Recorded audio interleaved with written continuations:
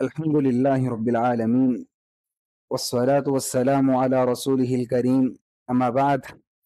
عن أنس رضي الله عنه قال: إنكم لتعملون أعمالا هي أدق في أعينكم من الشعر كنا نعدها على عهد رسول الله صلی اللہ علیہ وسلم من الموبقات.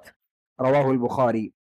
محترم بھائیوں، ابھی میں نے آپ کے سامنے صحیح بخاری کی روایت پڑھی ہے، اور اس روایت کے راوی صحابی رسول انس بن مالک رضی اللہ عنہ ہیں.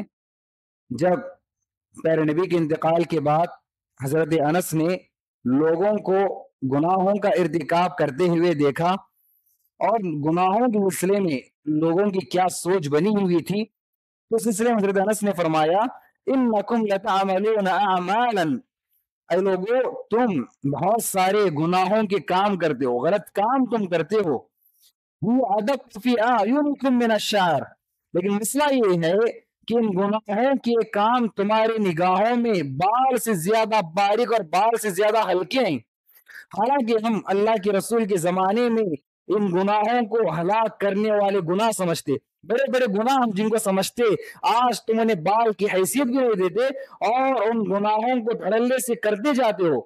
حضرین گرامی، دیکھیے حضرت انس پیارے نبی کے انتقال کے بعد جب لوگوں کی حالات کو دیکھے، لوگوں کے تقوی کے معیار کو دیکھا، اور لوگوں کی عبادت اور گناہ سے دور رہنے کے معیار کو دیکھا، اور صحابہ کرام پیارے نبی کے زمانے میں کیسے ہوتے تھے، اس کو بیان کرتے ہوئے حضرت انس نے فرمایا: اے انسانوں، اے لوگوں، تم گناہوں کا ارتکاب کرتے ہو.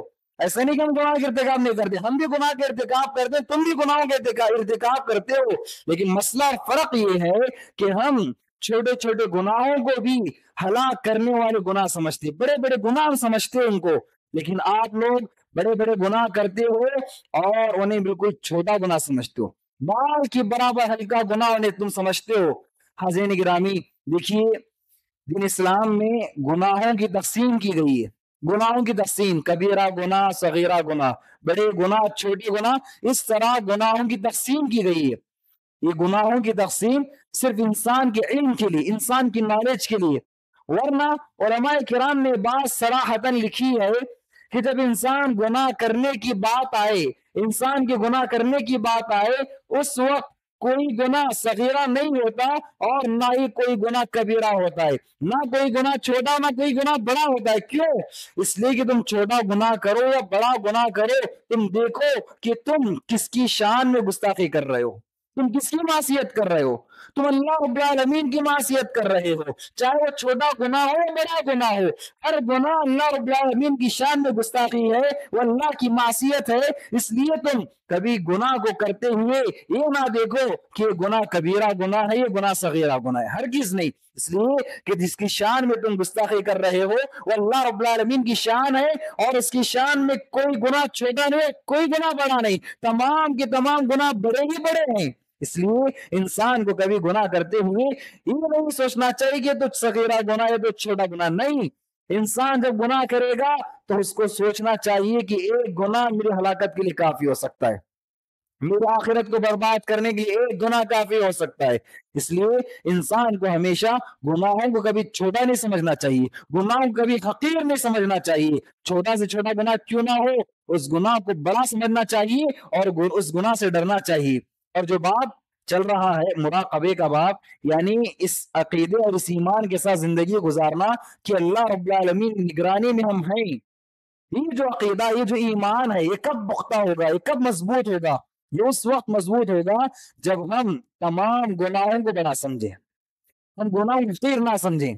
اگر ہم گناہوں کو بڑا سمجھیں گے تو ہم اسی عقیدے کے ساتھ زندگی گزاریں گے کہ ہم اللہ کی نگرانی میں ہیں، ہم اللہ کی نگرانی میں زندگی گزار رہے ہیں. اور اگر ہم گناہوں میں فرق کرنے لگیں یا تمام گناہوں کو چھوٹا گناہ سمجھنے لگیں تو پھر یہ جو عقیدہ ہے کہ ہم اللہ کی نگرانی میں زندگی گزار رہے ہیں، اللہ ہمیں دیکھ رہا ہے، یہ عقیدہ کمزور ہوتا جائے گا. اس عقیدے کو مضبوط کرنے کے لیے، اس عقیدے کو کامل کرنے کے لیے ضروری ہے کہ ہم گناہوں کو بڑا سمجھیں. اسی لیے امام نووی نے باب المراقبہ میں حدیث لائی اور ہمیں پیغام دیا کہ کوئی گناہ چھوٹا نہیں ہوتا تمام گناہ بڑے ہیں اور ہر گناہ سے بچنے کی اور ڈرنے کی ضرورت ہے۔ اللہ رب العالمین سے دعا ہے کہ اللہ رب العالمین مجھ کہنے والے کو اور تمام سننے والوں کو گناہوں سے بچنے کی توفیق عطا فرمائے، آمین۔ السلام علیکم ورحمۃ اللہ وبرکاتہ۔